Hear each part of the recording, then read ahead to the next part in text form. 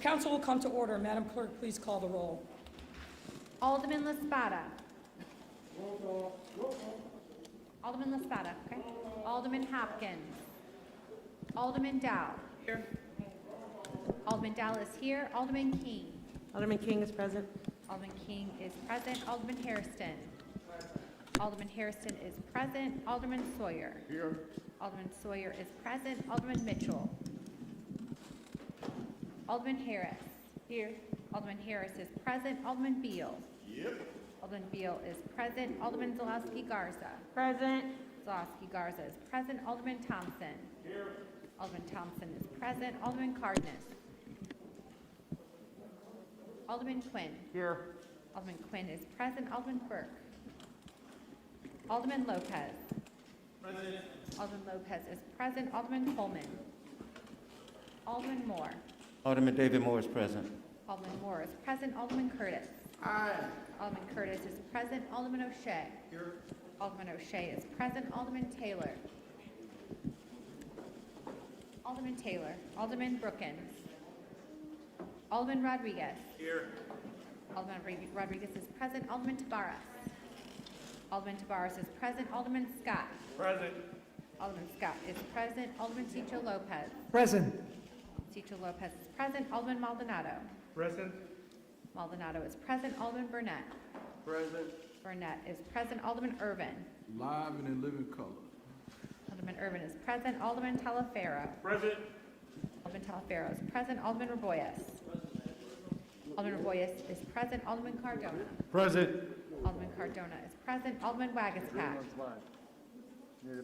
Alderman Wagaspack. Let me get her set. Alderman Rodriguez Sanchez. Present. Rodriguez Sanchez is present. Alderman Austin. Here. Austin is present. Alderman Ramirez Rosa. Present. Ramirez Rosa is present. Alderman Vegas. Present. Vegas is present. Alderman Mitz. Present. Mitz is present. Alderman Sposato. Nick Sposato is here. Sposato is present. Alderman Nugent. Present.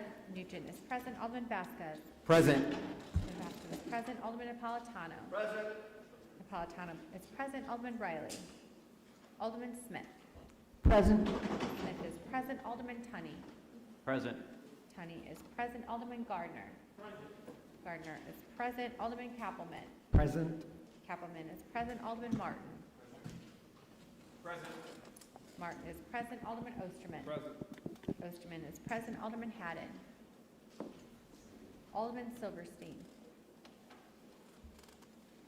Okay, anyone I missed? Alderman Wagaspack is present. Alderman LaSpada is present. Anyone else?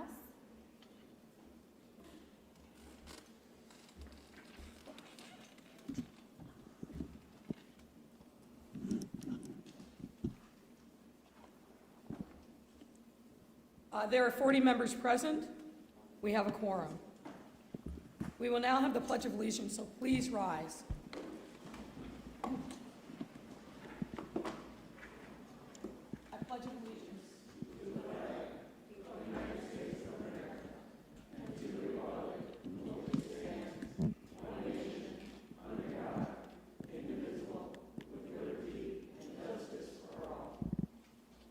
Please remain standing for the invocation, which will be delivered by Pastor Darrow D. Andrews from Harvey Memorial Community Church. Reverend Andrews. Shall we pray? Precious Heavenly Father, we thank you for your divine presence here today. We thank you, Lord, that you have called all of us as servants, and we thank you that you have promised to enable us and to empower us to do and serve this city. We bless you as we strive today to meet the order of the day. Give us wisdom, give us insight, compassion, and mercy. And most of all, at the end of the day, let us look to you and glorify your name for what you have enabled us to do on behalf of the people of this city. We thank you and we bless you. In Jesus' name we pray. Amen.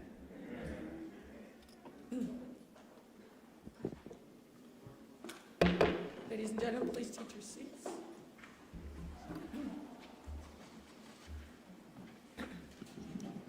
Next up on the agenda is public comment. Mr. Clerk. Your Honor, there are no speakers who have timely signed up for the public comment period.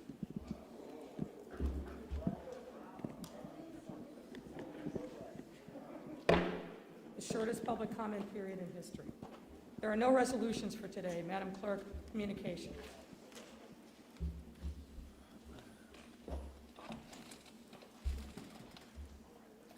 A communication from our Honor the Mayor to the Honorable the City Council of the City of Chicago. Ladies and gentlemen, I transmit herewith amendments to the fiscal year 2021 annual appropriation ordinance. Your favorable consideration of this ordinance will be appreciated.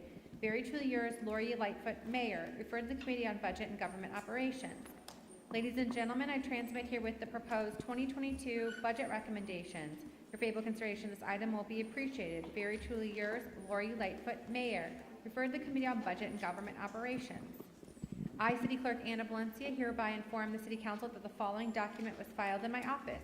Office of Inspector General's follow-up review of Police Department's management and production records.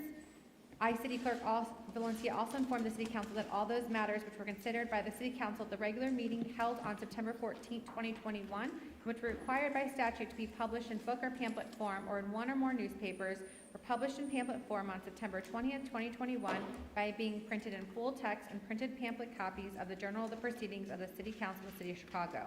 I, City Clerk Valencia, also transmit herewith various claims against the City of Chicago which were referred to the Committee on Finance.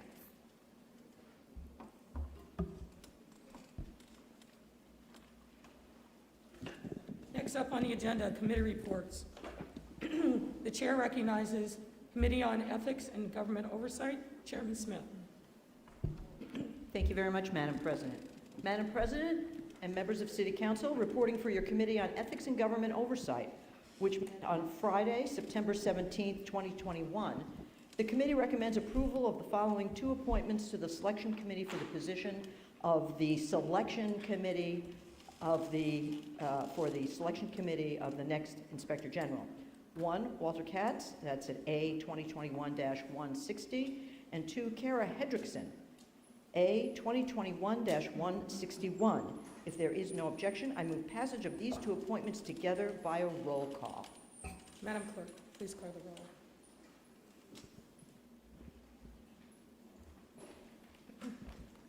Alderman Laspada. Aye. Alderman Laspada is an aye. Alderman Hopkins. Alderman Dow. Alderman Dow is an aye. Alderman King. Aye. Alderman King is an aye. Alderman Hairston. Alderman Hairston is an aye. Alderman Sawyer. Aye. Alderman Sawyer is an aye. Alderman Mitchell. Alderman Harris. Alderman Harris is an aye. Alderman Beal. Alderman Beal is an aye. Alderman Zalewski Garza. Aye. Alderman Zalewski Garza is an aye. Alderman Thompson. Aye. Alderman Thompson is an aye. Alderman Cardenas. Aye. Alderman Cardenas is an aye. Alderman Quinn. Aye. Alderman Quinn is an aye. Alderman Burke. Alderman Lopez. Aye. Alderman Lopez is an aye. Alderman Coleman. Aye. Alderman Coleman is an aye. Alderman Moore. Aye. Alderman Moore is an aye. Alderman Curtis. Aye. Alderman Curtis is an aye. Alderman O'Shea. Aye. Alderman O'Shea is an aye. Alderman Taylor. Alderman Brookins. Alderman Rodriguez. Alderman Rodriguez is an aye. Alderman Tabarez. Alderman Tabarez is an aye. Alderman Scott. Aye. Alderman Scott is an aye. Alderman Cicho Lopez. Aye. Alderman Cicho Lopez is an aye. Alderman Maldonado. Alderman Maldonado is an aye. Alderman Burnett. Alderman Burnett is an aye. Alderman Irvin. Aye. Alderman Irvin is an aye. Alderman Talaferro. Alderman Talaferro is an aye. Alderman Raboyes. Alderman Raboyes is an aye. Alderman Cardona. Alderman Cardona is an aye. Alderman Wagispack. Aye. Alderman Wagispack is an aye. Alderman Rodriguez Sanchez. Aye. Alderman Rodriguez Sanchez is an aye. Alderman Austin. Aye. Alderman Austin is an aye. Alderman Ramirez Rosa.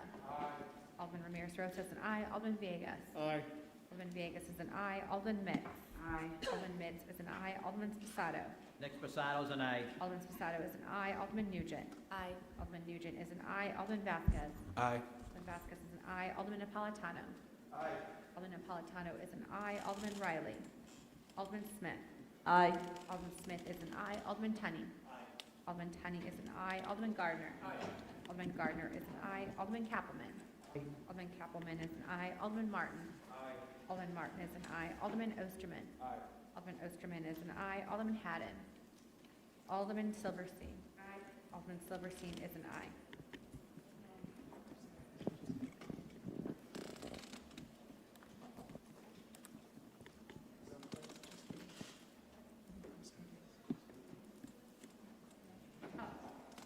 Alderman Mitchell, would you like to be an aye?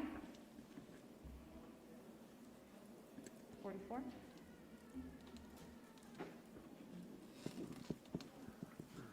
The ayes are 44, there are no nays. Alderman Thompson on the motion for reconsideration. Thank you, Madam President. I motion to reconsider. All those in favor of the motion for reconsideration signify by saying aye. All those opposed say nay. The nays have it. The motion for reconsideration fails. Next up, the Committee on Rules. The Committee on Committees and Rules, Chairman Harris. Reporting for your Committee on Committees Rules, which met on Friday, September 17th, the committee recommends the following re-referrals. The committee recommends that item 1 and 2 be referred to the Committee on Public Safety. The items are as follows: 020214130, an amendment of the Municipal Code Title 8 by creating a new Chapter 8-6 titled Victims' Justice Ordinance to create a civil remedy against street gang, predatory, and profit-driven practices. Item 202013215, an amendment of Municipal Code Chapters 8-4 and 8-20 by modifying various select sections and adding new sections regarding looting, mob action, vandalism, and unlawful possession of firearms and firearms ammunition. I move approval of the recommendation that items 1 and 2 be re-referred to the Committee on Public Safety by the first most favorable roll call vote of the Committee of Ethics and Governmental Oversight and associated unsuccessful motion to reconsider. Hearing no objection, so ordered. Item 3 is R2021-991, a call for a subject matter hearing to assess the reliability of ShotSpotter, whether to extend, amend, or discontinue the contractual relationship with ShotSpotter, Inc. The committee recommends that this item be re-referred to the Joint Committee on Budget and Governmental Operations and Public Safety. Hearing no objection, so ordered. The chair recognizes Alderman Riley. Thank you, Madam President. I wish to be recorded as present for the attendance roll call and subsequent roll call in the affirmative for the first item. So reflected.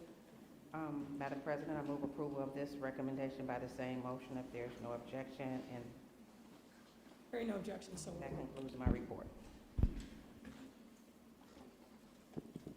The chair recognizes Alderman Mitchell. Madam President, I too want to be recognized as here for purposes of the quorum. So reflected in the record.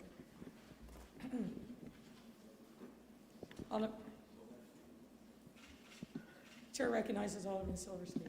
Thank you, Madam President. I too would like to be recognized as present for attendance and part of the quorum. So reflected. Chair recognizes Alderman Coleman.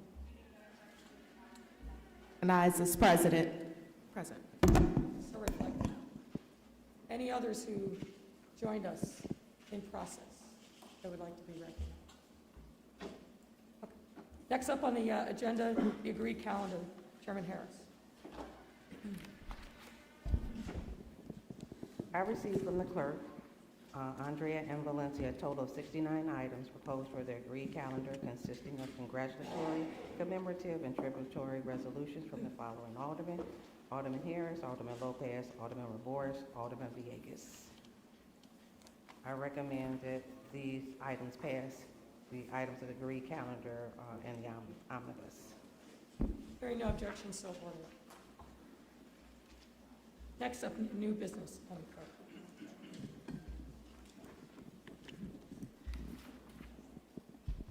The clerk will call the awards, beginning with the first. Claims, free permits, licensing exemptions, which are referred to the Committee on Finance. Zoning amendments, which are referred to the Committee on Zoning, Landmarks, and Building Standards. Traffic regulations, traffic control signals, and traffic signs, which are referred to the Committee on Pedestrian and Traffic Safety.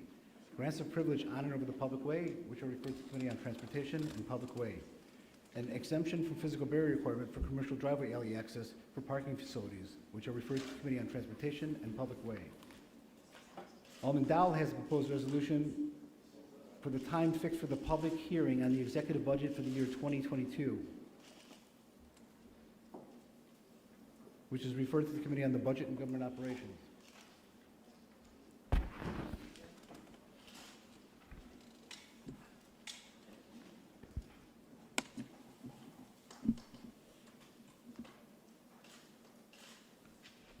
Correction, that matter is not being reported for committee. Alderman Burke has a proposed ordinance for amendment of Municipal Code Section 4-60-023 to allow additional packaged goods licenses on portion of South Archer Avenue, which is referred to the Committee on License and Consumer Protection. Alderman Spizzato has a proposed resolution to call for Polish government to reject proposed legislation threatening free and independent media and democracy in Poland, which is referred to the Committee on Health and Human Relations. Alderman Tunney has a proposed order for the issuance of permits for signboards at 2844 North Broadway, which is referred to the Committee on Zoning, Landmarks, and Building Standards. Alderman Dowell and Alderman Irvin have a proposed resolution calling for hearings to discuss the city's job order contracting program, which is referred to the Committee on Contracts and Oversight.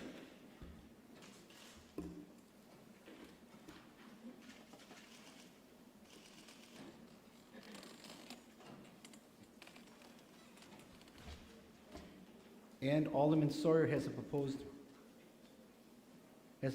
ordinance for amendment of Municipal Code Section 4-6-230 concerning booting of motor vehicles.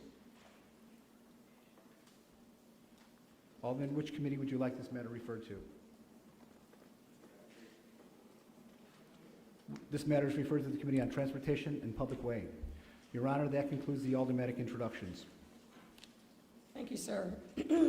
Alderman Mitchell, for the approval of the journal. Madam President, I'm not aware of any corrections to the journal and move that it be approved. All those in favor of approving the journal signify by saying aye. Any opposed say nay. The journal will be approved.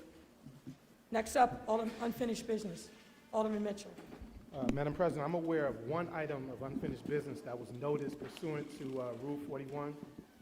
It was a substitute ordinance regarding cannabis-related establishments, and I defer to Chairman Tunney. The chair recognizes Chairman Tunney.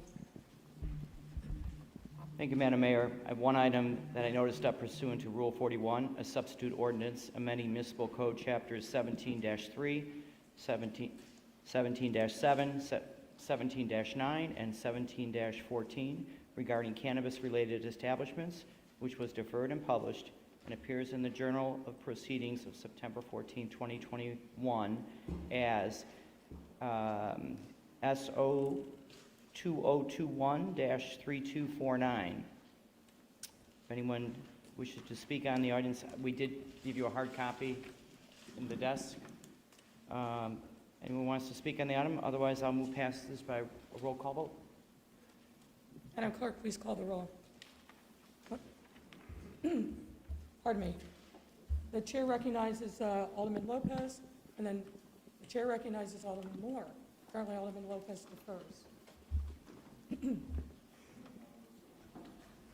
Alderman Moore, thank you, Madam President. I just want to say, as it relates to this ordinance, you know, it's a tough situation, but we have to pass it. Everybody know from the beginning, I was one of a few aldermen who wanted to hold the first ordinance until we got participation. As we say, the horse is out the barn, and unfortunately, what I'm hearing is that many of our equity license holders may be in a position that they're just going to sell their licenses. We can't do nothing, but it's not the perfect situation because we didn't do what we were supposed to do in the beginning. And as I talk to the different equity holders, they saying, if I don't vote for this, that's going to hurt them even more. So I'm not in the business, they're in the business.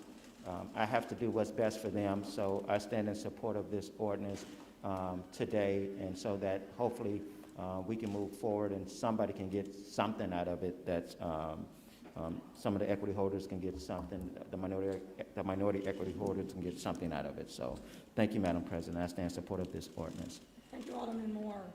The chair recognizes Alderman Lopez. Thank you, Madam President, and good morning, members of the City Council. I rise again in opposition to this ordinance.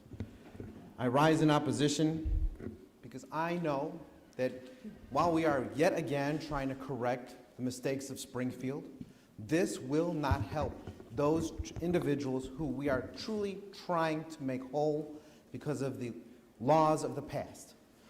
Half the people who are going to benefit from this rush job are fronts for individuals who are not true social equity individuals.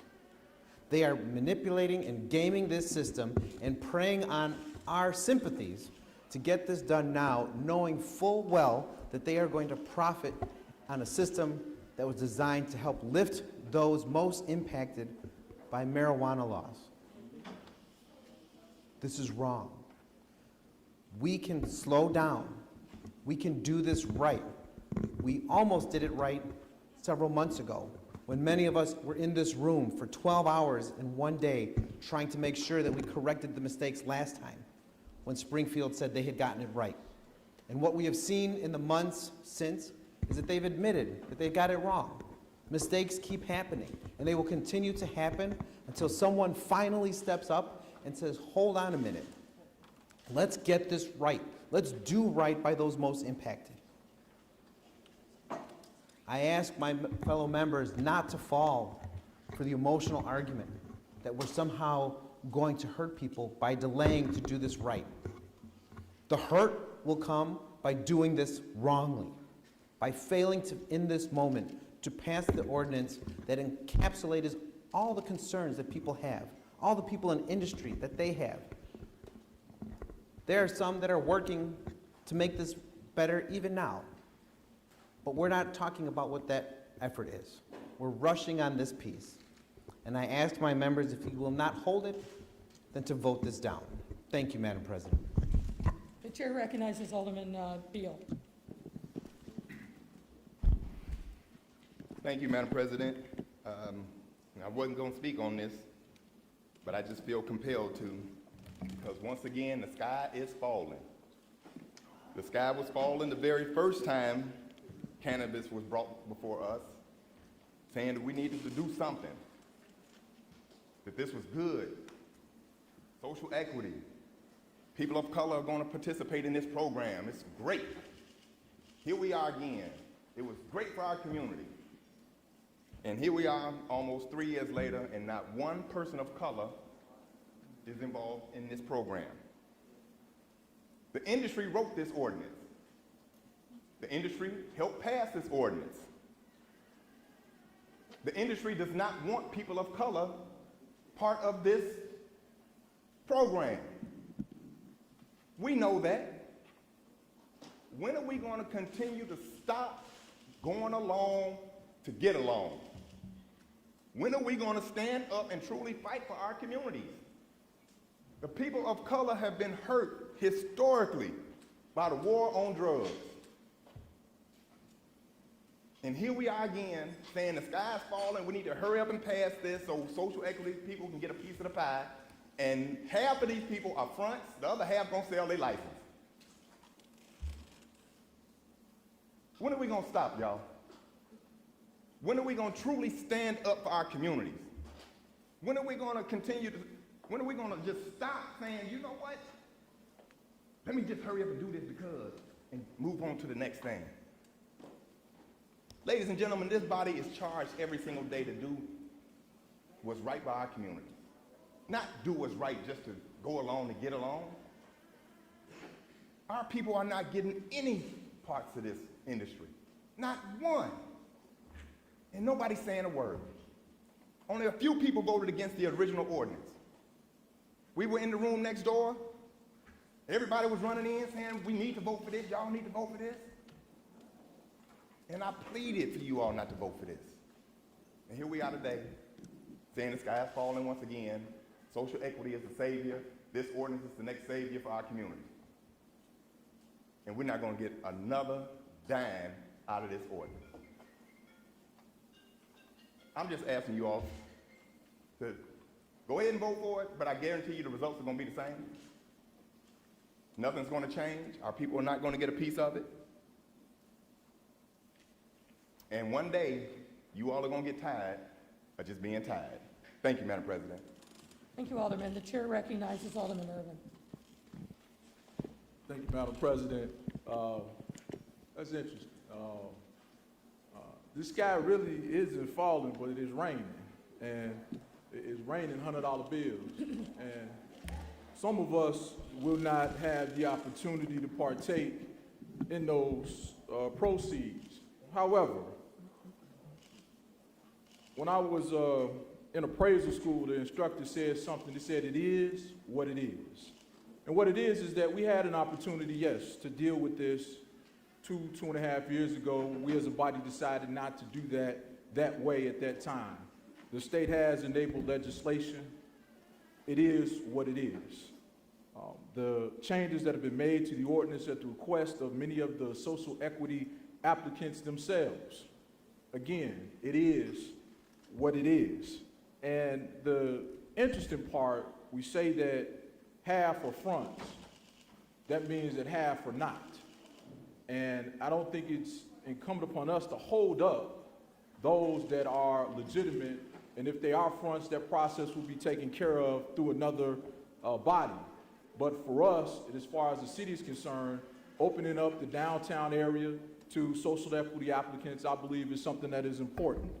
Giving those individuals that are legitimate concerns to do business as it relates to cannabis, that are social equity applicants, is what we need to do to move forward. Again, the sky is not falling, it's raining, $100 bills.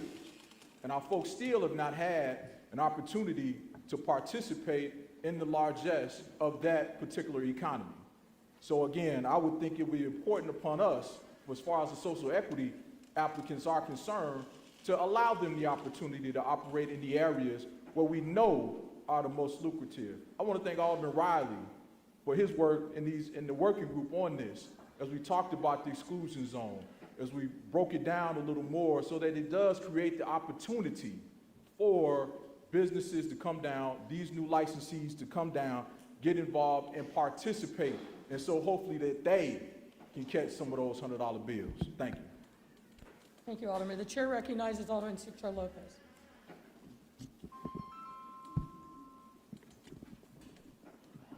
Thank you, Madam Chair. I would like to just urge our colleagues to judge our decisions by the history and what history has shown us. Certainly there has been improvements the minute that the council took action and put a hold on this ordinance. I want to commend the Block Caucus in particular to leading those efforts to make sure that our communities, the neighborhoods across the city are included in this important ordinance. Time after time, we see the most vulnerable residents, the ones affected by the criminal justice system, the ones affected by this very, very industry, not being part of it. We hear it time after time. And we have seen that taking the time has made improvements, but we are not yet. What we need is to make sure that we level the playing field so that we can truly have equity in these decisions.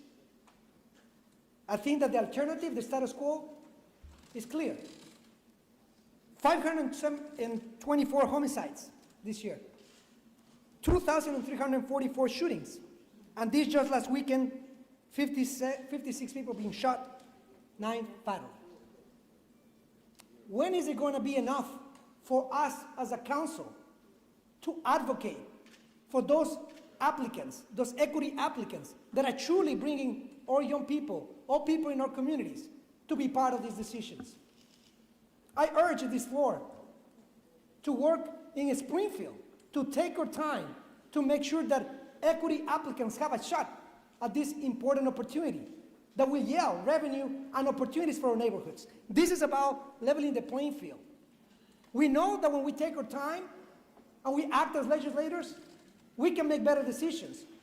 We gotta urge Springfield to have an agenda with City Council to get this right. We're failing the most vulnerable by rushing this and allowing corporations and those who benefit by these decisions to dictate the terms in which we need to approve these ordinances. I urge the council to take their time. And I'd like to motion we defer this item so that we can take our time. Sir, your motion is out of order. The chair recognizes Alderman Burnett. Thank you, Madam President. First of all, I want to thank you also for allowing me to be on the working group. I thank Will. We worked with Will. I'd like to commend Alderman Brendan Rowley for allowing for more area in his ward to be available for social equity applicants. You know, these things are very challenging because you don't want to hurt anyone, you want to help folks. You know, one of my, and we're very much at a disadvantage because of Springfield's laws and things that happen in Springfield in regards to this legislation. You know, myself and Alderman Villegas, two of the main things we kept pushing and we kept going around and around and around and around with the law department in reference to possibly having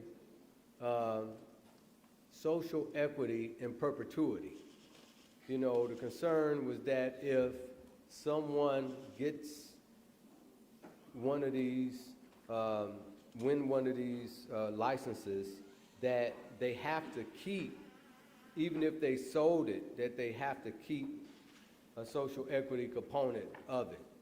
And that's one of the charges we kept trying to go around with the law department, and we couldn't do it from our level because it has to be done on a state level. I like to encourage folks down in Springfield to think about that so that everyone don't sell out.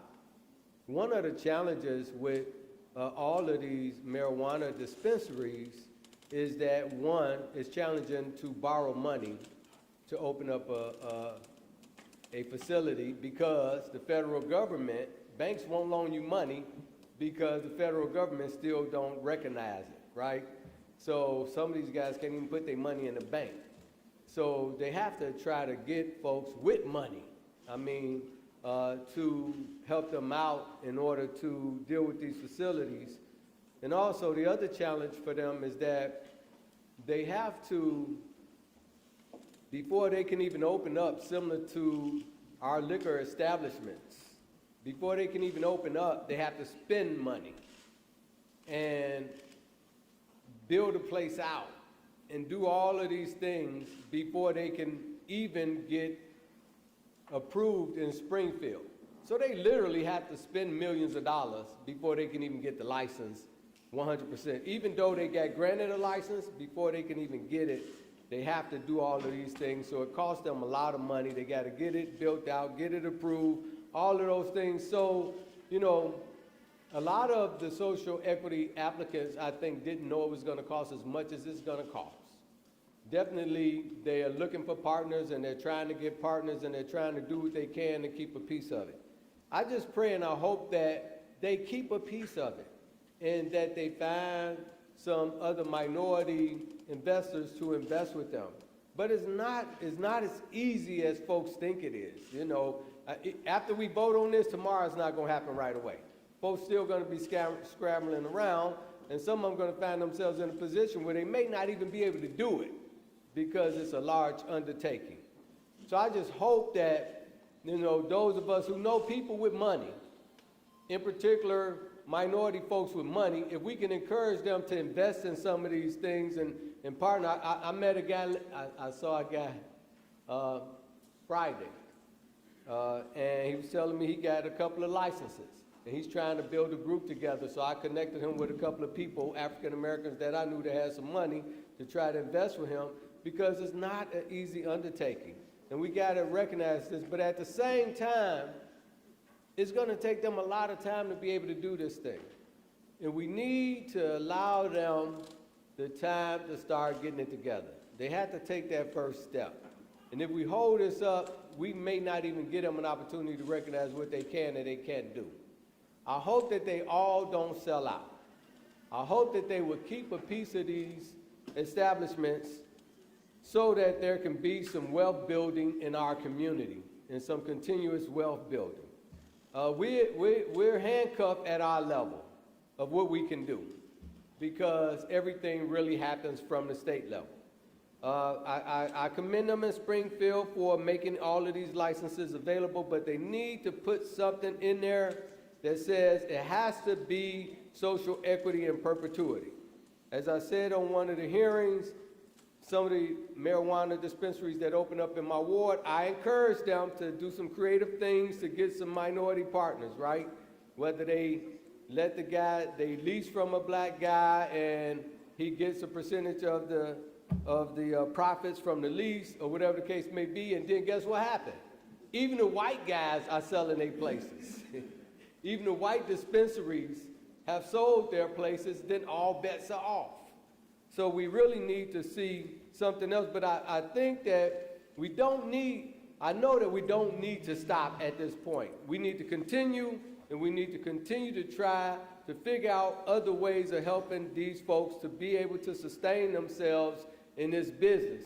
And we need to call on those folks in our society that do have money to invest in these things. And granted, a lot of these folks are looking for investments. And hopefully, if they do sell or they do get investors, that they get some minority investors so it can be a true social equity endeavor continuously.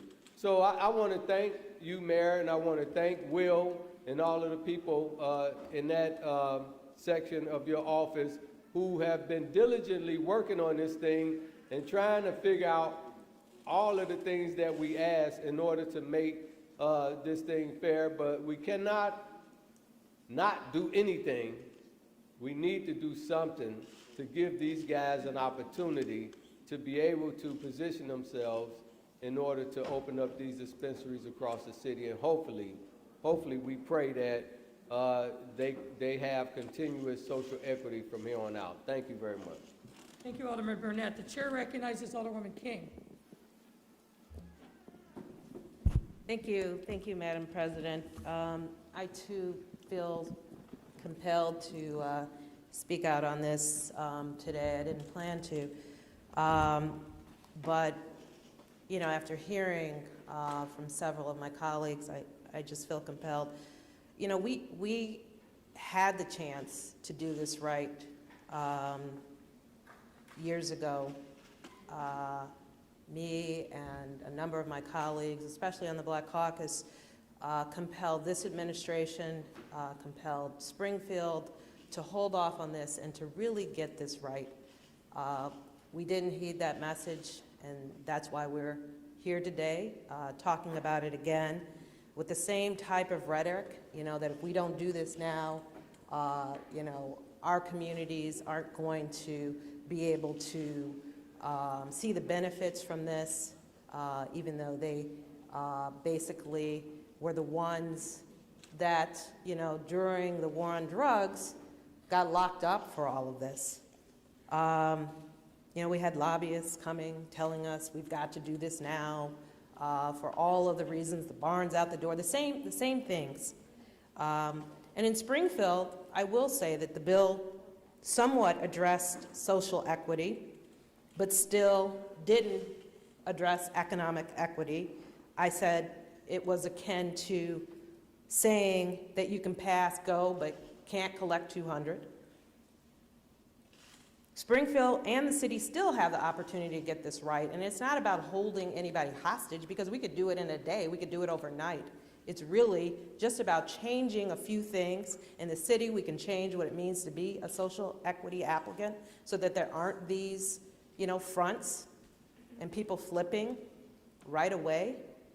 I understand that some individuals, you know, and I agree, are being this is a burden on them financially, but we've got to think about our people and our community as a whole and not specific individuals. This is bigger than that. This is billions and billions of dollars of an industry. We don't have to hold this up for years, so that's a false narrative. Like I said, we can do it in weeks. There are certain things we can put in the zoning codes to make sure that what we see in the city of Chicago as social equity is really social equity. So I truly urge my colleagues to reconsider this today and don't fall for the false narrative that we've got to wait and we're going to hold people up for years and days and weeks and what have you. We could do this overnight, literally. So please reconsider this. Let's go back to the drawing board. Let's get this right, because this is a consideration today that will affect us for years and years to come, and our communities for years to come, in the dollars that amount to billions. So please reconsider. Thank you. Thank you, Alderman King. The chair recognizes Alderman Vasquez. Thank you, Madam President. I also didn't plan on speaking on this one, but I think I wanted to provide a little context. We definitely could have been better served by Springfield as far as it came to cannabis.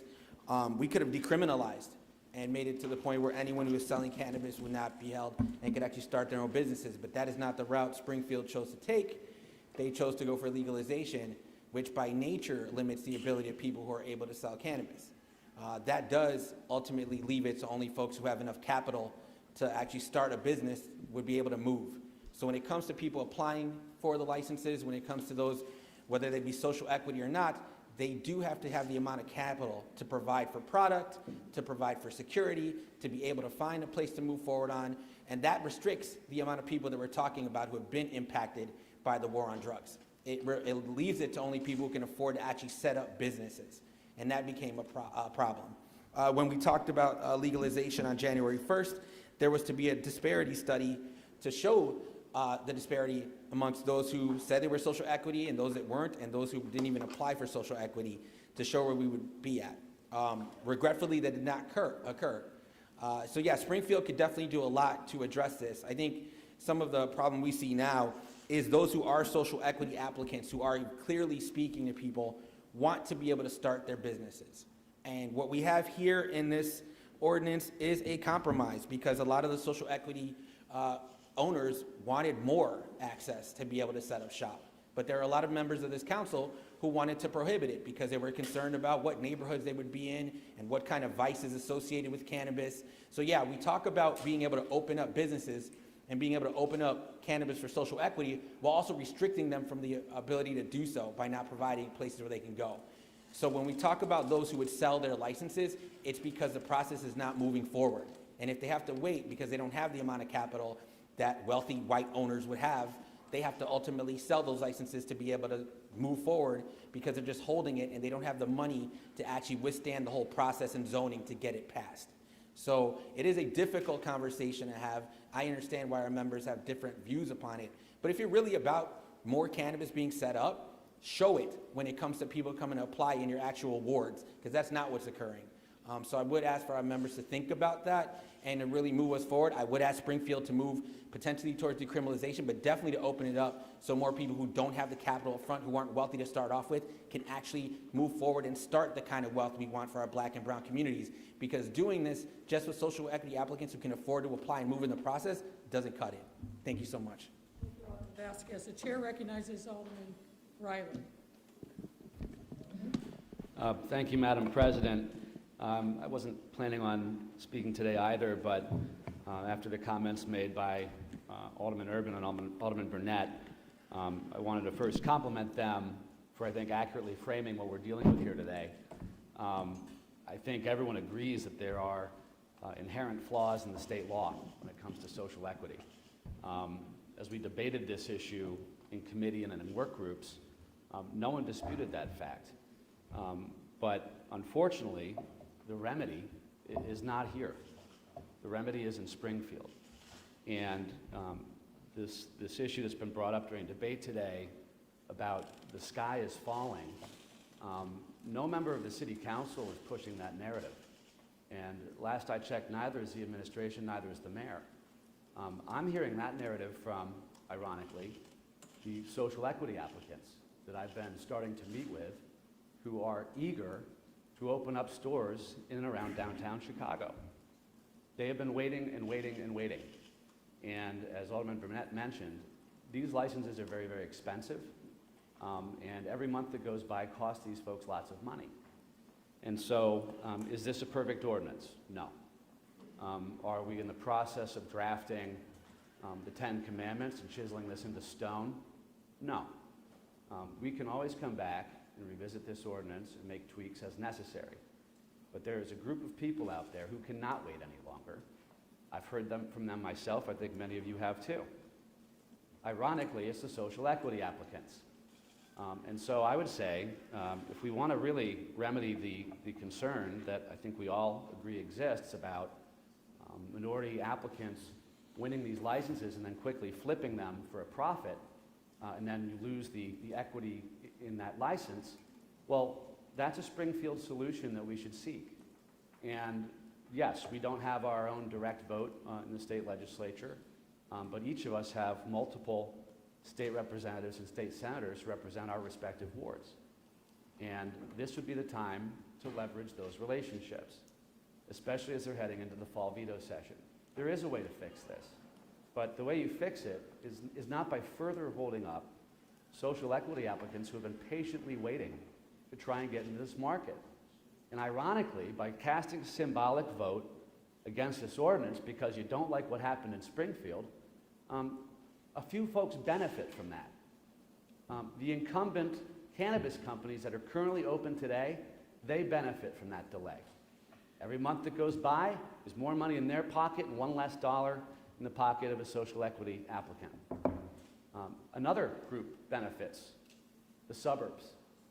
If these folks have to wait too long on Chicago, they'll have no choice but to go and locate in the suburbs. And what happens to all that lucrative revenue that we're seeing? Unprecedented, record-setting amounts of revenue month over month over month. We want to send that across the border. We've got major fiscal issues in this city. We're going to hear a little bit about that later from our mayor. Just remember, every dollar we find in revenue from cannabis is one less dollar we have to go and ask people to pay on their property taxes. So we have a real interest as a city in this industry doing well.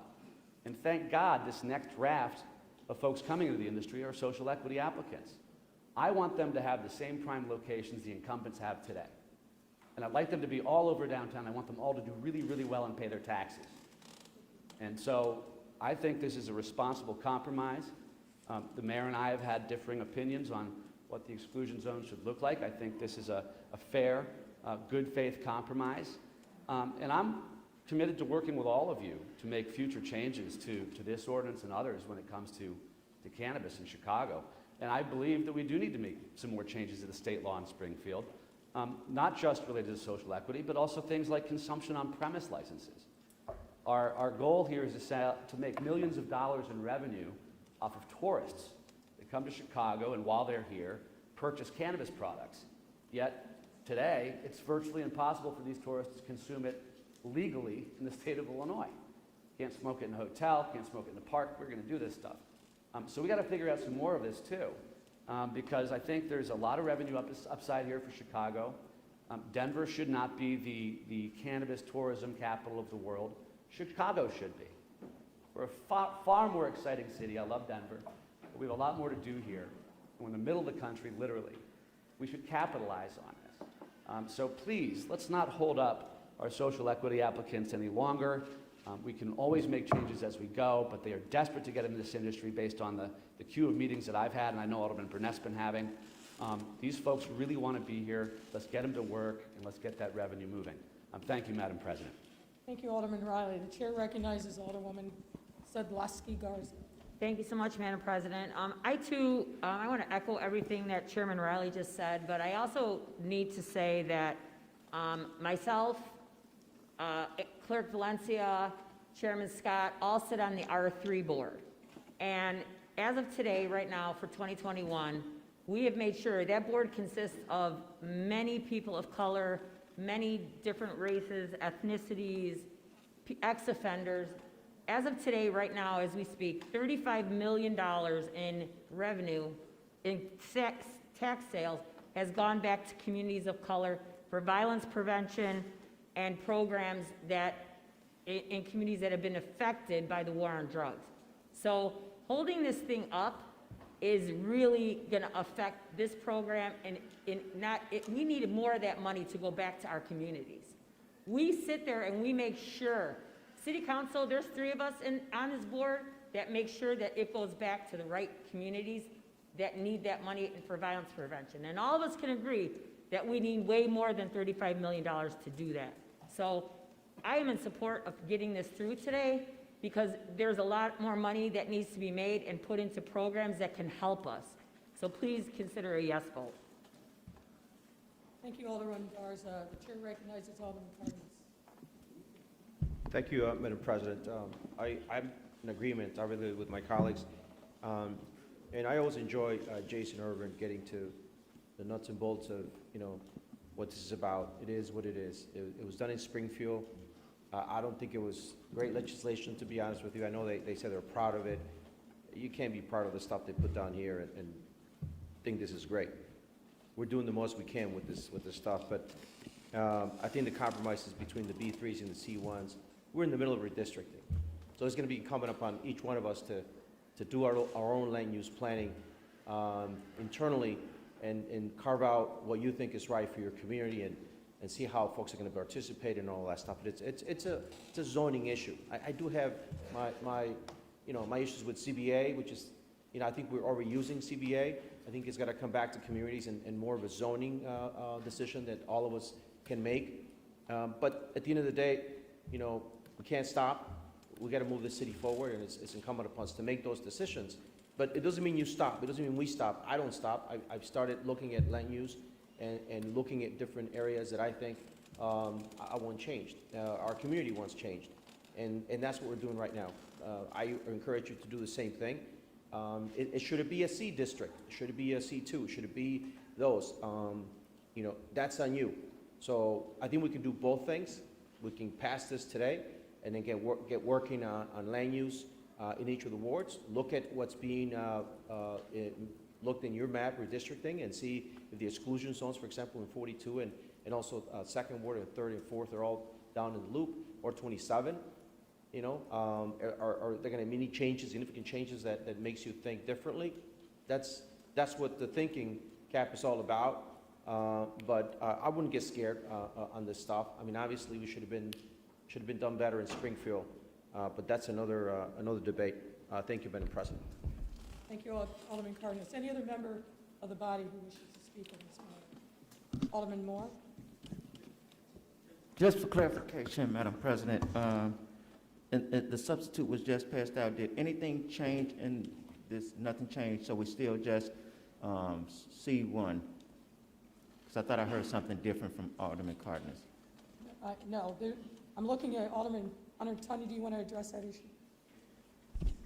The substitute ordinance before you was substituted in the committee. This was the DNP ordinance, and no changes. Just want to be clear. Thank you. Any other members of the body who wish to speak? I would like to just address this matter briefly. No one believes that Springfield has delivered a perfect statute. Far from it. There are significant challenges that need to continue to be addressed. But as hopefully most of you know, what's left to municipalities like the city of Chicago are 2 things. Yes or no? Do you want it or do you not?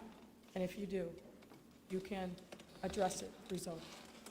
We cannot change things like that I'd like to change. Our cut of the tax revenue. This is now a multi-billion-dollar industry, and municipalities like Chicago are getting pennies on the dollar. We should change that. We cannot change the definition of who is social equity, much as I would like to.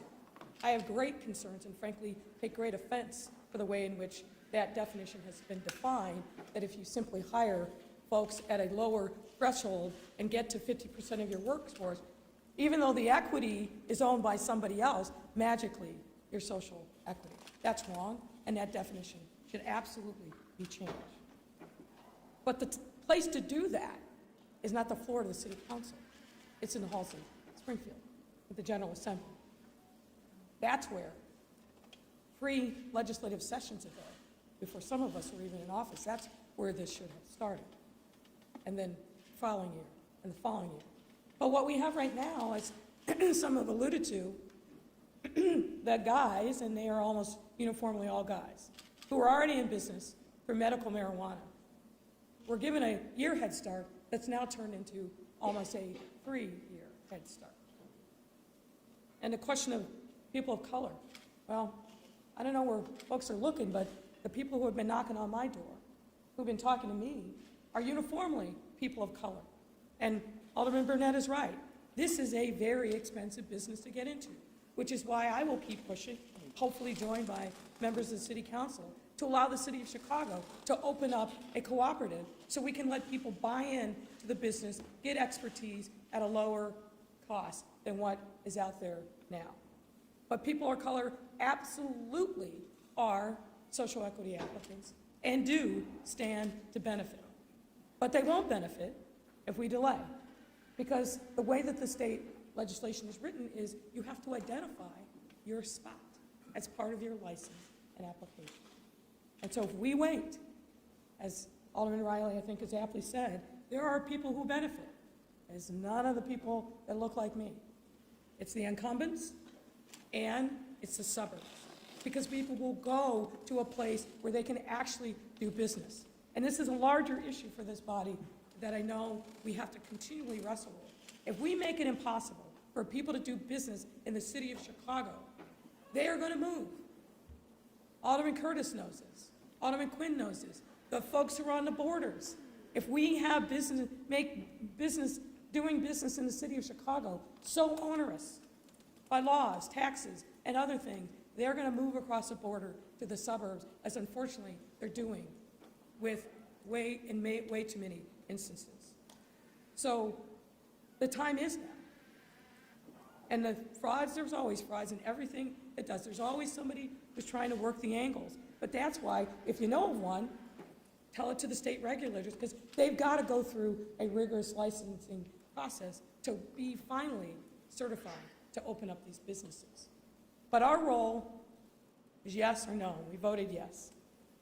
Our role is zoning, and that's what's before us today. Let's open up opportunities in some of the most lucrative spots, and Alderman Riley and I and my team have been working along with others to make sure that we're doing this the right way, that we're creating real opportunity in some of the most lucrative spots in the city. So I would urge the body to vote yes. Chairman Tunney, back to you. Thank you, Mayor. I know a lot has been said on this issue. Just two things I just wanted to, that were not said. This process is at least 3 years old in my zoning committee. We were allowed up to 50 licensees in Chicago, and currently there are 7. So we have severely limited over the past 3 years until Springfield gets it right. Springfield came back with version number 2, better, but not obviously addressing the ills of black and brown ownership. And I think that's still, my committee is welcome to get any ordinances, introductions in regards to how we can do this legally. But that being said, this still is an incremental approach. The ordinance was introduced, allowed for expansion into the B zones and C zones. At this point, we are not allowing the B zones to be allowed, and that's a severe restriction, to be honest with you. When we did the map, it was, this is a severe limitation. Again, working with Brendan and the downtown folks, we narrowed that because most of the people want to be downtown where the so-called money is, and whether it's tourists or wealth, they wanted to make sure that they had a chance to be downtown where the action is. So the other thing that Will, and I want to thank him for his patience and his effort working with my committee. You know, each license new license, or the current ones, are projecting $500,000 a year in tax revenue annually. So we have lost out quite a bit in the last 3 years, and I think that this incremental approach is where we need to be today, and I urge your positive vote on this and to continue to work with the members of all the council on how we can get it better. But as the mayor said, Springfield controls the licensing. We've got to do our work down there, but I'm happy to entertain any new ordinances about how we can define social equity better and get black and brown ownership in these, whether it's a common cannabis dispensary like you mentioned, Mayor, or just how do we develop young entrepreneurs and people of color so they can actually own these dispensaries. So I'm going to renew my motion for a roll call vote on this. Mayor? Madam Clerk, please call the roll. Alderman LaSpada. Aye. Alderman LaSpada is an aye. Alderman Hopkins. Alderman Dow. Alderman Dow is an aye. Alderman King. No. Alderman King is a no. Alderman Hairston. Alderman Hairston is an aye. Alderman Sawyer. Aye. Alderman Sawyer is an aye. Alderman Mitchell. Aye. Alderman Mitchell is an aye. Alderman Harris. Aye. Alderman Harris is an aye. Alderman Beal. Nope. Alderman Beal is a no. Alderman Slawski Garza. Aye. Slawski Garza is an aye. Alderman Thompson. No. Alderman Thompson is a no. Alderman Cardenas. Aye. Alderman Cardenas is an aye. Alderman Quinn. No. Alderman Quinn is a no. Alderman Burke. No. Alderman Burke is a no. Alderman Lopez. No. Alderman Lopez is a no. Alderman Coleman. Alderman Coleman is an aye. Alderman Moore. Aye. Alderman Moore is an aye. Alderman Curtis. Aye. Alderman Curtis is an aye. Alderman O'Shea. Aye. Alderman O'Shea is an aye. Alderman Taylor. Alderman Brookins. Alderman Rodriguez. Aye. Alderman Rodriguez is an aye. Alderman Tabarez. Alderman Tabarez is a no. Alderman Scott. Aye. Alderman Scott is an aye. Alderman Cicho Lopez. Alderman Cicho Lopez is a no. Alderman Maldonado. No. Alderman Maldonado is a no. Alderman Burnett. Aye. Alderman Burnett is an aye. Alderman Irvin. Aye. Alderman Irvin is an aye. Alderman Talaferro. Aye. Alderman Talaferro is an aye. Alderman Raboyes. Aye. Alderman Raboyes is an aye. Alderman Cardona. Alderman Cardona is an aye. Alderman Wagaspack. Alderman Wagaspack is an aye. Alderman Rodriguez Sanchez. No. Rodriguez Sanchez is a no. Alderman Austin. Aye. Alderman Austin is an aye. Alderman Ramirez Rosa. No. Ramirez Rosa is a no. Alderman Villegas. Aye. Alderman Villegas is an aye. Alderman Mitz. Aye. Alderman Mitz is an aye. Alderman Sposato. Nick Spasato's an aye. Alderman Sposato is an aye. Alderman Nugent. Aye. Alderman Nugent is an aye. Alderman Vasquez. Aye. Alderman Vasquez is an aye. Alderman Napolitano. No. Napolitano is a no. Alderman Riley. Aye. Alderman Riley is an aye. Alderman Smith. Aye. Alderman Smith is an aye. Alderman Tunney. Aye. Alderman Tunney is an aye. Alderman Gardner. No. Alderman Gardner is a no. Alderman Kappelman. Aye. Alderman Kappelman is an aye. Alderman Martin. Aye. Alderman Martin is an aye. Alderman Osterman. Aye. Alderman Osterman is an aye. Alderman Haddon. Alderman Silverstein. Aye. Alderman Silverstein is an aye.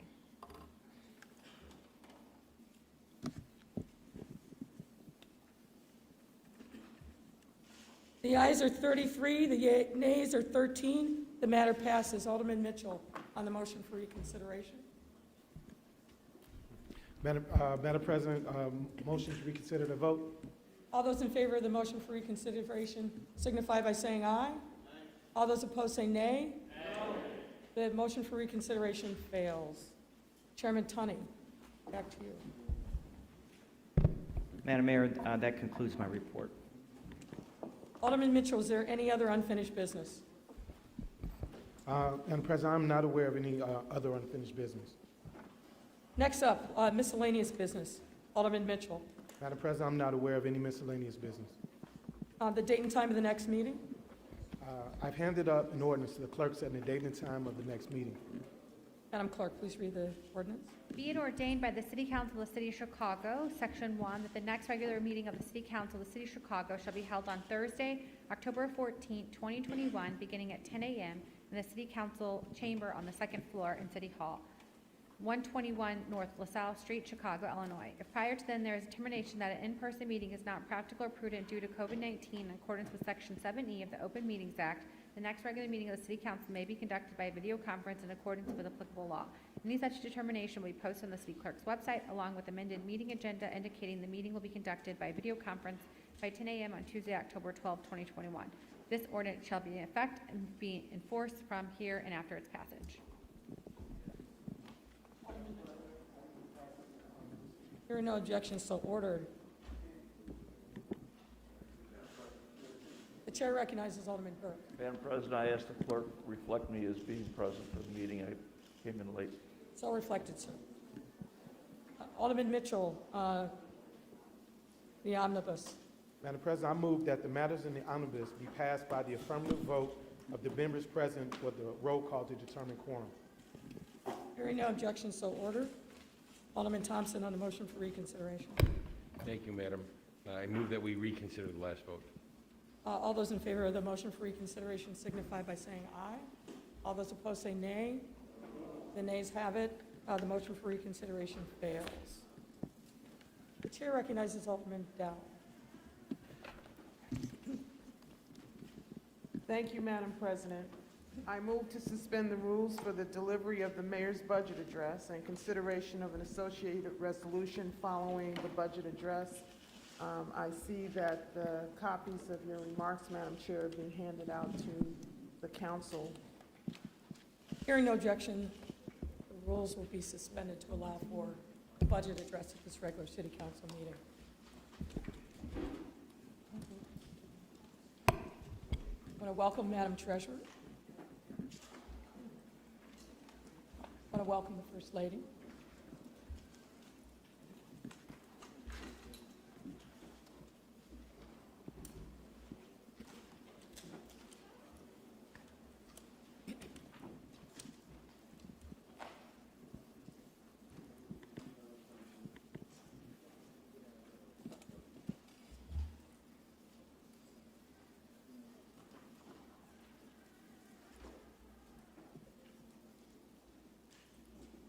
Madam Clerk, please let the record reflect that Alderman Brookins has joined us.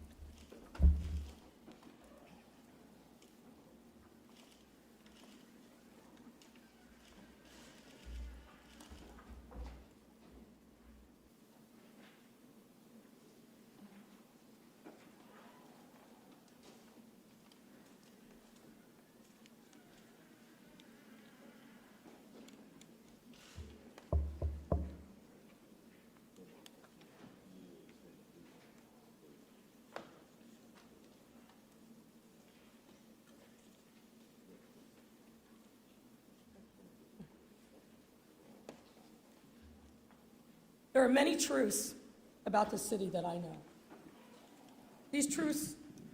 I know these truths from traveling the neighborhoods, walking the streets, and seeing and hearing from residents firsthand.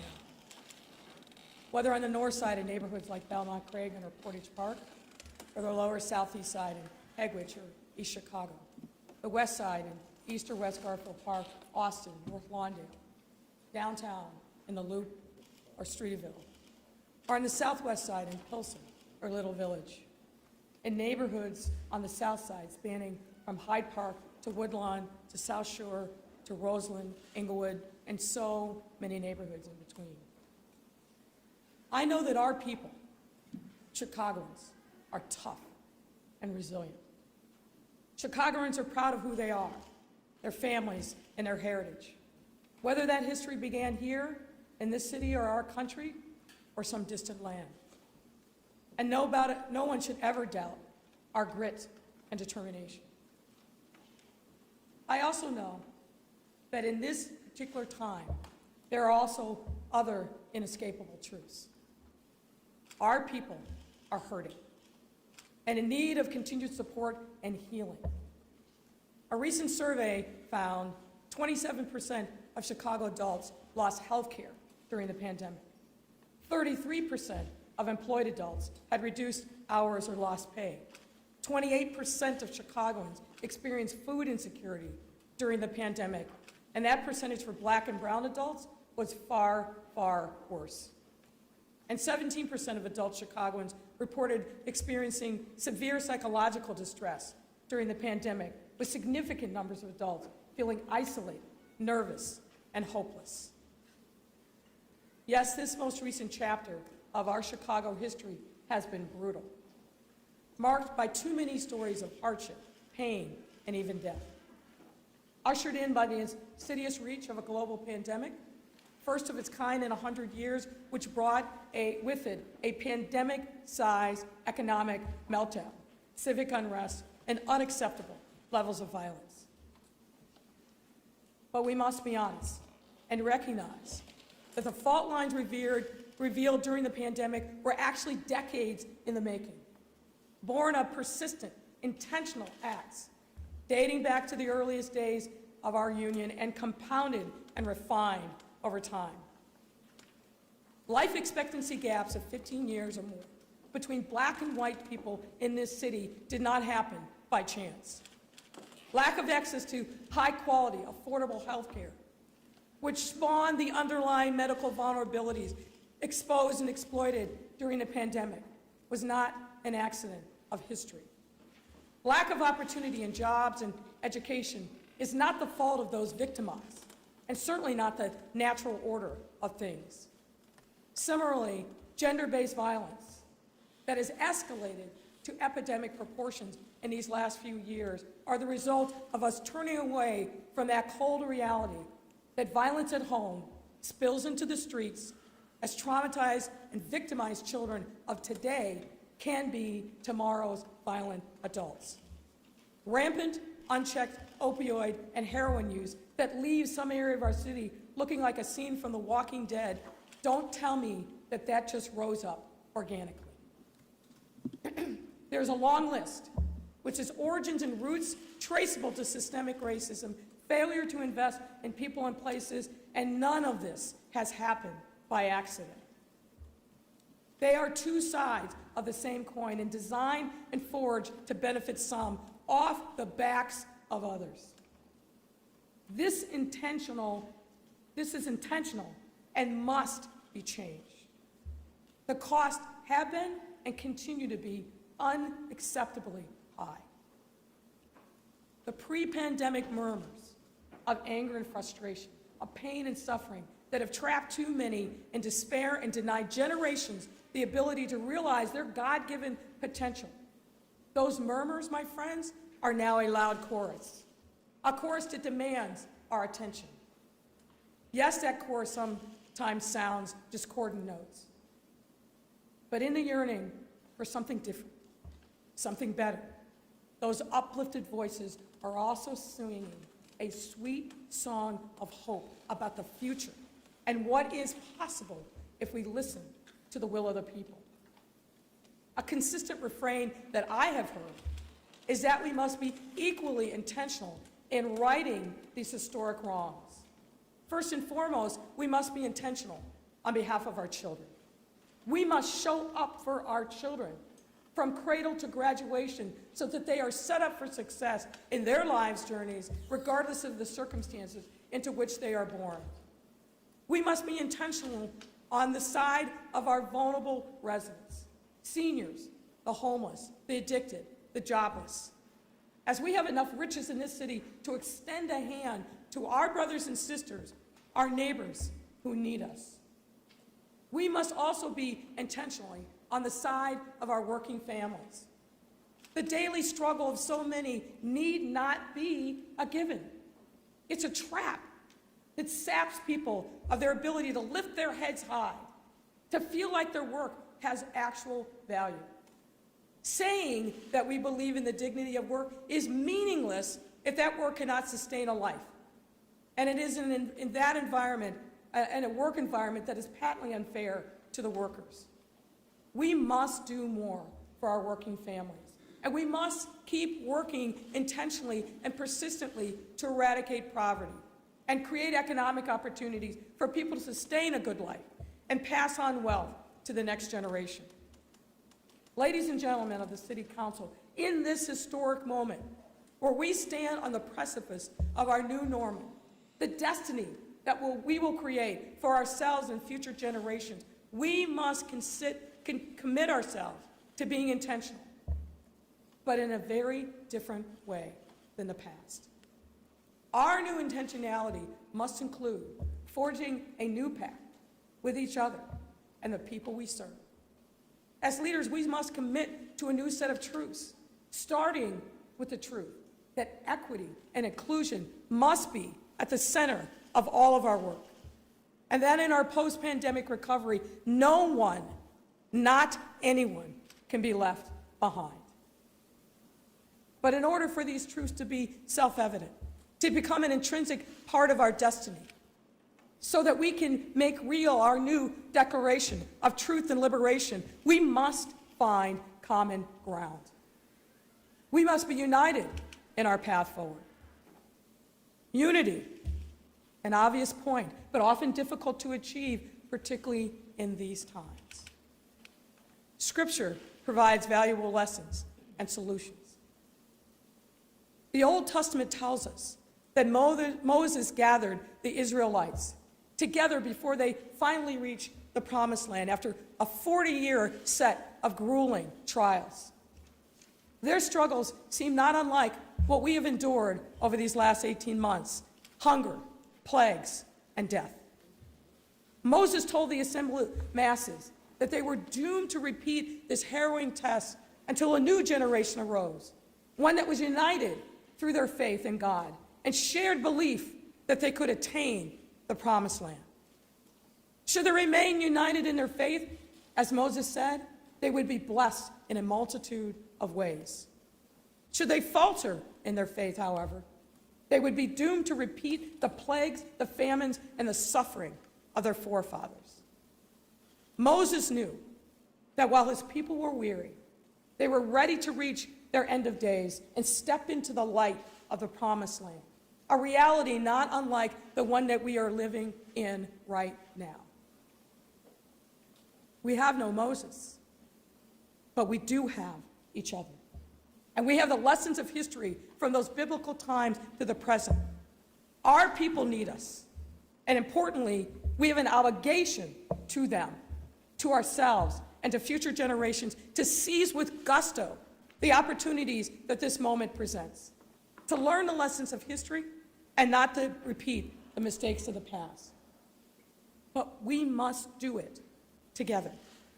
We are always better together, always stronger when we are united and not divided. Example after example throughout our history and in recent times tells us loud and clear that when we unite to take on the challenges of the day, we succeed beyond all expectations. On the eve of the 150th anniversary of the Great Chicago Fire, let's match and exceed the determination of our ancestors who literally rebuilt this city out of the charred ashes and laid the foundation for the great global city that we are today. To build a better city, we must do more to invest in our people, our families, our neighborhoods. Foundational, transformative investments. As you will see and hear, we mean to take big, bold, audacious steps to the benefit of our residents of today and to build bridges to the future. That's what we are proposing to you, members of the City Council and our residents. We are heeding the advice of the great planner and builder, Daniel Burton. We are making no small plans. Our first step in this time of lost revenues is closing our gaps in lost revenue for 2021 and addressing the deficit for 2022. As I announced last month with the release of the city's budget forecast, the gap for 2022 budget was $733 million.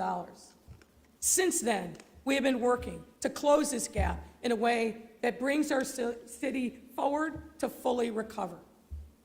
And we propose to do this without any new taxes, no reduction in city services, and no layoffs. You can clap for that.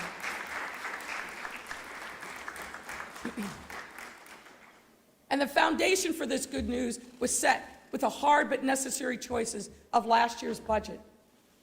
I want to take a moment to acknowledge and personally thank the 29 of you who voted yes on the 2021 budget, and set all of us up for success by agreeing to a set of structural changes that will endure from year to year. Thanks to your hard work last year, all of us and our residents and our taxpayers in particular have more predictability and stability, and as a result, a better fiscal future.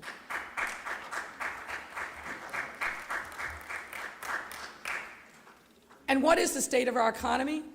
I'm happy to report that our economy is definitely on the mend. To date, just this year, over 130 companies have made pro-Chicago decisions, with either 56 new locations or 71 expansions. Our hotels are filling. Our conventions and large group meetings are definitely on the rise, and our unemployment rate is dropping. And there is a buzz of hope and optimism that is sweeping out the dark cloud of gloom that has lingered for far too long. I am equally happy to report that while we still suffered revenue losses in 2021, the flip side is that we've seen better than expected revenues of approximately $210 million in 2021, which helps us address a portion of our revenue losses. To further close these gaps and craft a balanced budget, we will leverage $298.2 million from savings and efficiencies, which represents $67.8 million from personnel and healthcare savings, $230.4 million in fiscal management recovery initiatives, which includes $20 million of refinancing savings and $25 million in sweeping agent counts, and $491.1 million of increased revenues, which includes $385 million of American Rescue Plan funding, $24.9 million in TIF surplus, and $81.2 million in new property growth and improved revenue projections. This gap closure strategy builds on and is a result of a number of accomplishments we've racked up on our journey towards structural balance. Over the last 3 years, we've identified over $1 billion in structural solutions. And we did not deplete our revenues. We completely avoided massive layoffs. And in 2022, with the budget we are proposing, we will climb our pension ramp, which means that for the first time in city history, all 4 pension funds will be paid on an actuarially determined basis. And Madam Treasurer, you know this is huge.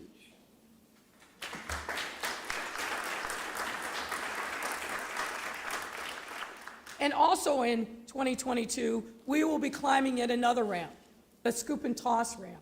This means that annually, we will be paying off between $225 and $325 million in debt a year. As a result of climbing this ramp, we will be able to make investments that will reap economic and social benefits, as well as make Chicago a better place to live, rather than just rolling over credit card payments and building up a mountain of debt. Most of these accomplishments occurred in the middle of a global pandemic. Let's not forget that. And as a result of these accomplishments, we expect to reach structural balance by 2023, which bodes especially well for our prosperous post-pandemic recovery. And ladies and gentlemen, I want to thank our budget director, our CFO, and our comptroller. These ladies have worked their tails off for several years, and they deserve our thanks.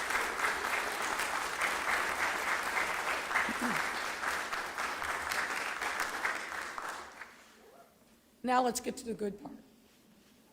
As I have said many times, budgets are not just a math problem. They are value statements. And this time, our value statements must be bold, definitive, and transformative. Our ultimate goal with this recovery and resiliency budget is to recover and develop Chicago into a safer, stronger, and more prosperous city in which people can take root in, raise a family, build a business, and make a better lives for themselves.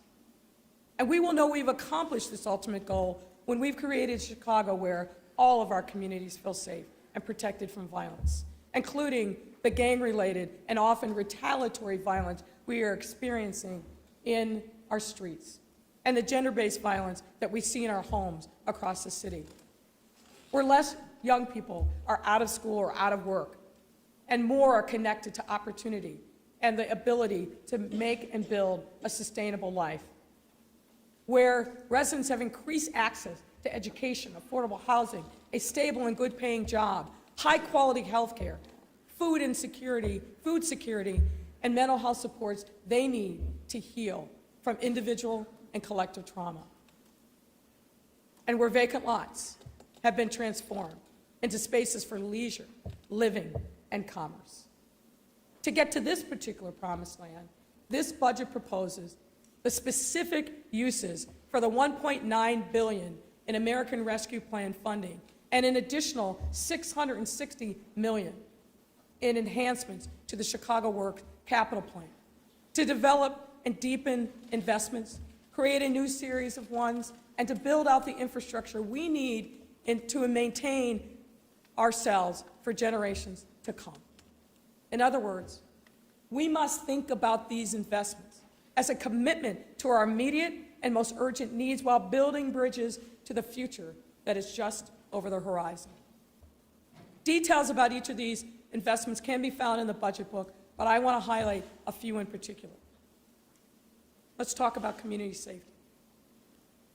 I know that community safety and thriving communities are at the top of minds of all of you and our residents wherever they live in Chicago.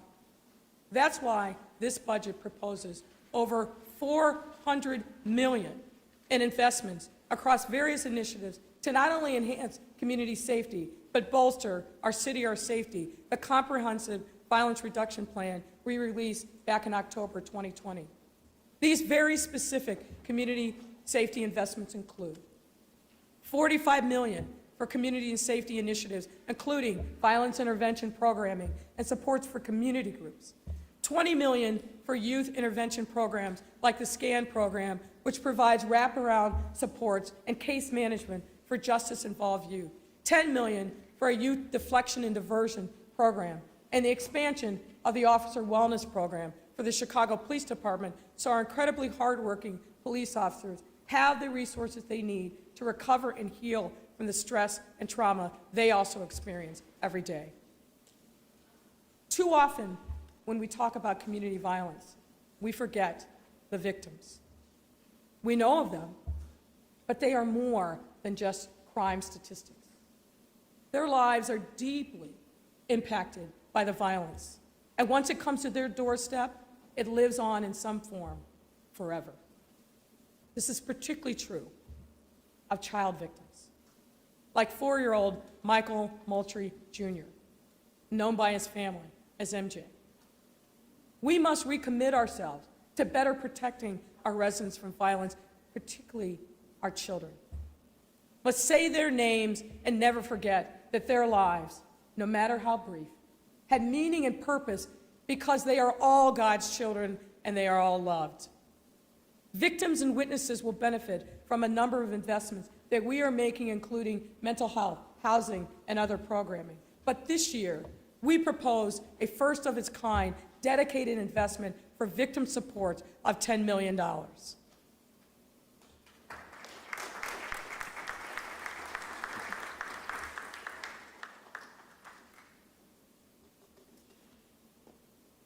Community safety must also encompass giving returning residents a way to a life of stability and safety in the legitimate economy. Every year, thousands of individuals, mostly men from the South and the West Sides, come home from prisons and jails all over Illinois. Having paid their debt, we have a responsibility to support their successful reentry to our neighborhoods. Right now, far too few are able to completely or even partially turn their lives around. That's why, in addition to investing $10 million in a reentry workforce program to expand workforce training opportunities for formerly incarcerated individuals, to retain employment and stabilization services, we also will release a roadmap entitled A Roadmap for a Second Chance City later this month, with key recommendations for actions the city and our partners across sectors must take to reduce barriers to health care, housing, and economic mobility of returning residents. And in 2022, with this budget, we also propose to create a director of reentry role within the mayor's office to lead the charge of this work.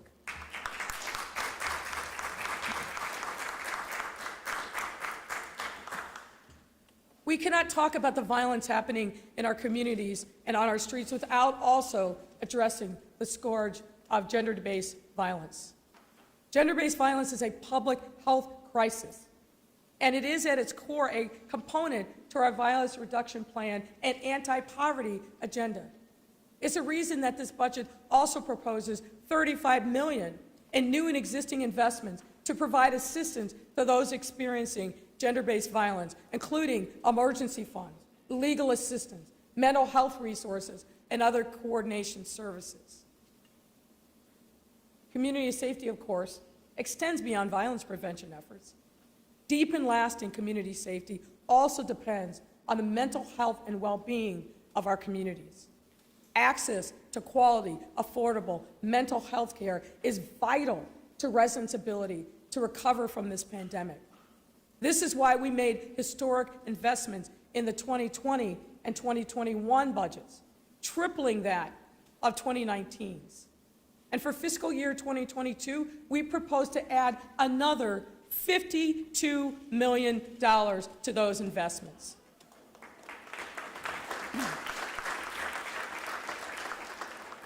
The data speaks for itself. Between January 1st and June 30th of just this year, over 16,000 residents have received mental health services through trauma-informed centers of care, a 300% increase when compared to the total number of persons served by the city in 2019. We are able to serve more people because we have invested in a broader array of community-based care. One resident whose life has changed thanks to the mental health support that they receive is a young woman who we'll call Julia, a former high schooler from a little village. When she had missed multiple classes and her grades dropped dramatically, she was referred to therapy with a therapist from Alternatives, Inc., an organization funded through CDPH as part of the framework for mental health equity. Now, Alternatives has long been a leader in providing mental health services for youth that provides school-based services in high-need communities. In her sessions, Julia revealed that she had been experiencing passive suicidal ideation, self-harm behaviors, disordered eating, and other symptoms of depression that made it difficult for her to manage her daily responsibilities, including finishing her senior year of high school and maintaining her job to support her family. Through therapy, however, Julia learned and practiced coping skills, developed tools for implementing mindfulness, and began managing her intrusive thoughts, ultimately allowing her to develop a more nurturing inner voice. As a result of her hard work and the care that she received from Alternatives, Julia was able to successfully graduate from high school. Upon graduation, she transferred to CDPH's Trauma-Informed Centers of Care project to make more progress on her treatment goals and to keep up with therapy. I'm happy to share that she has since started college and been able to build her confidence in working towards her long-term goal of becoming an early childhood educator, and has not self-harmed or felt unable to get out of bed in the last several months. We have the opportunity to generate more success stories like Julia's. And that's why this budget proposes a total of $52 million in additional investments in mental health. This includes investments in a new health equity initiative, which will strengthen mental health care citywide through things like trauma-informed centers of care, 911 alternative response and crisis assistance response and engagement, mobile team-based care to increase access to care in underserved areas, and supports for a new sobering center to enhance healthcare outcomes by providing an alternative to emergency rooms in jails for publicly intoxicated individuals. Specialized services as early childhood mental health and mental health services for children with developmental disabilities, and residential or intensive outpatient treatment for persons co-occurring recurring mental health and substance abuse disorders. We can do this and get it done. Now next, in order for our residents to live in safe, healthy, and vibrant communities, affordable, stable housing is key. To further strengthen our social safety net for residents with housing needs, this budget proposes $240 million in additional investments in affordable housing initiatives.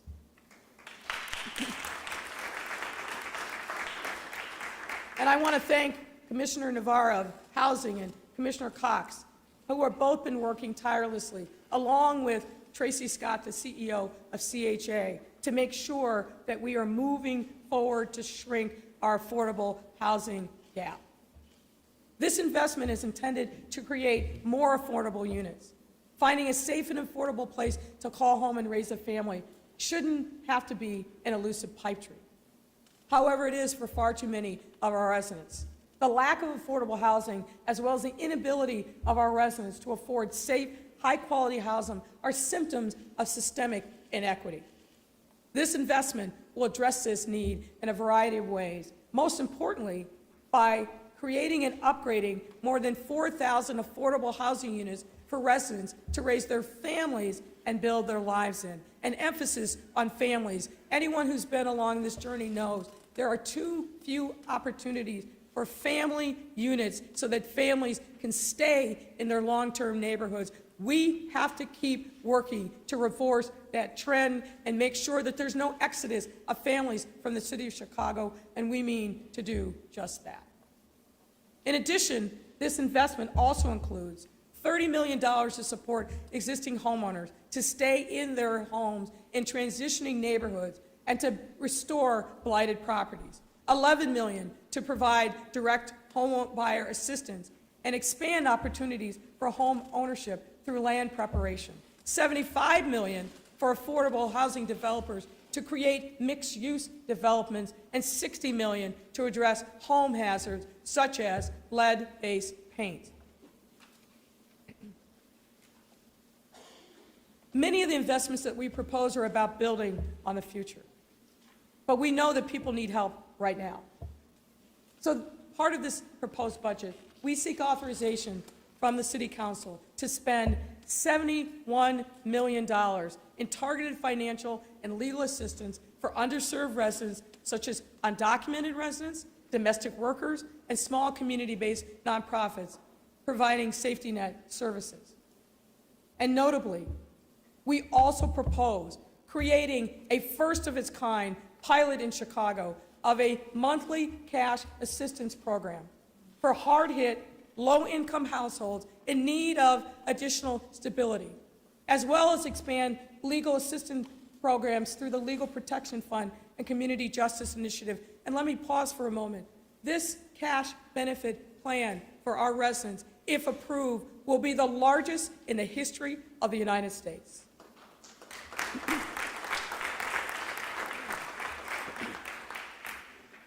To continue supporting our economic recovery, we will continue to invest in funding in Invest Southwest, our signature economic development program, the Neighborhood Opportunity Fund, and other business catalyst programs.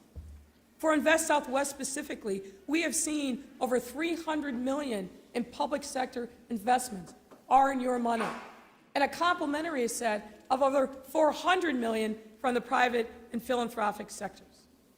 In 2022, we will be entering year 2 of our capital plan, created with the budget for this year. And we've already seen great progress.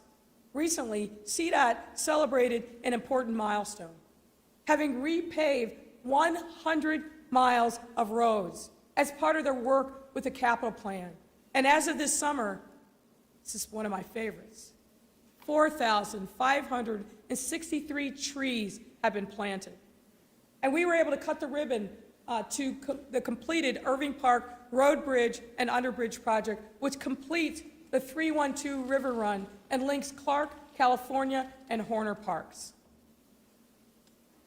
We are also constantly seeking ways to improve the vibrancy of our commercial corridors, to provide jobs and opportunity for growth and entrepreneurship for our residents, and to beautify our neighborhoods.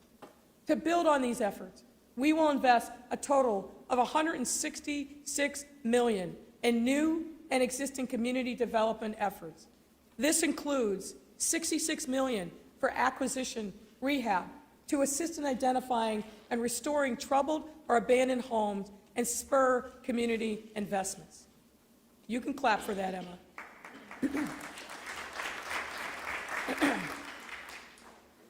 $67 million to revitalize commercial corridors through small business supports, activation of vacant storefronts, and investments to develop community-driven local amenities.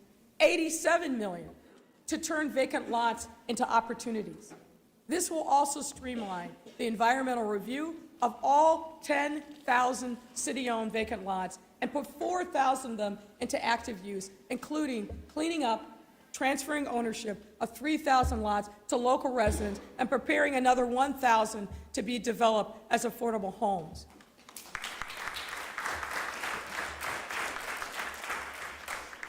Making this the largest lots initiative in City of Chicago history, structured to reduce crime and vandalism and increase community ownership and well-being.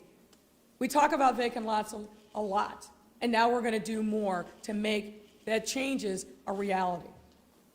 A community wealth building pilot, which will create a new economic development program to promote local, democratic, and shared ownership and control of community assets.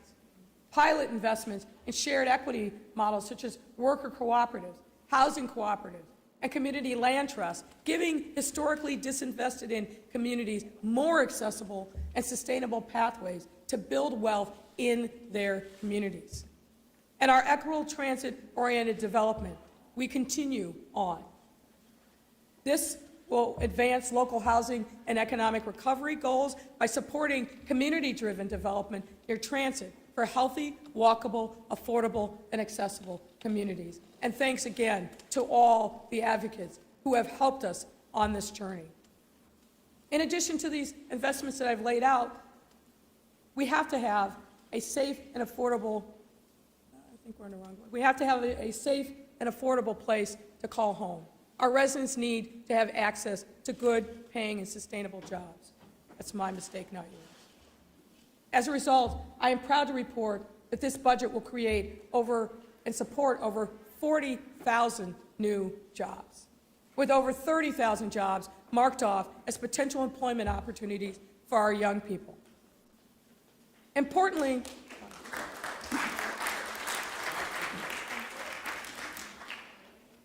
this budget also reflects significant progress on our ongoing fines and fees strategy. Included in this budget is the next phase of this critical reform, which is 3 key elements: debt forgiveness, income-based ticket cost, and fix-it tickets. And let me explain. First, we're giving people the opportunity to a pathway to compliance. For low-income individuals who prove that they don't have the ability to pay off their tickets, they will have the opportunity to have their pay off their most recent tickets, but have the history of debt forgiven forever. Second, if we know that their income is low enough to qualify for the program, we'll adjust the ticket costs themselves so that it's more proportionate to their income by cutting it to 50%. This is modeled off of our utility billing relief program, which reduces water rates by 50% for low-income homeowners. And finally, for everyone, we know that sometimes what we need is simply an opportunity to fix the mistake. So for compliance tickets, such as city stickers, or license plate expiration tickets, everyone will have one opportunity to fix their violation by simply buying the sticker they need and having the ticket forgiven.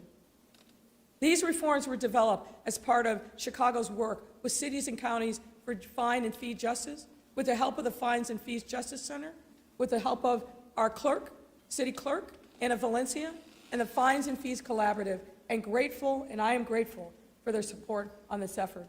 More work to come.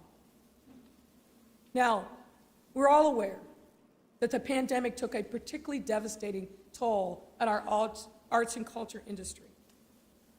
Shows were canceled, theater doors and music venues were closed. Artists and musicians lost work and were at financial risk.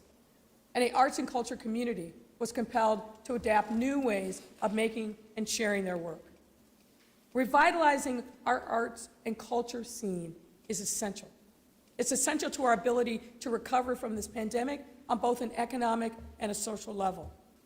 The arts and culture are part of what makes us truly human. And Chicago has so many incredible, legendary venues, museums, and activations across our city for residents to celebrate and enjoy, and our artists and our musicians are second to none. As part of our pandemic reopening plan, I was proud to join DCASE, as well as many within our arts and culture community, to launch Open Chicago to bring back festivals, live music, dance, public art shows, markets, and more, all across the city, including Millennium Park. We also launched Art 77 back in April of this year to further root the recovery of our arts and culture community at the heart of our revitalization strategy. That program leverages over $60 million in initial funding to support local arts organizations, allowing us to provide grants to artists and cultural organizations, as well as to support the creation of new public art projects. In this budget, to build on that success, we ask you to join us in investing $26 million new dollars to create 2 new initiatives to support our arts and culture community. And they are the new $20 million Artist Relief and Works Fund, which will provide targeted relief for artists and organizations not able to access other forms of federal support, such as individual artists, local museums, and other art and educational organizations. $10 million of this fund will be a dedicated revenue stream from our corporate budget to guarantee a baseline of funding for this community, which will no longer be subject to the vagaries of the hotel tax. And another $10 million will come from ARP funding.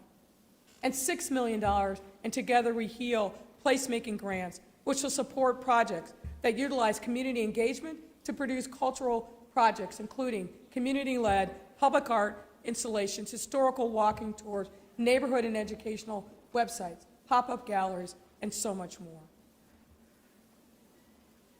It wasn't all that long ago, ladies and gentlemen, that we were seeing historic lows in flights, hotel occupancy, and more.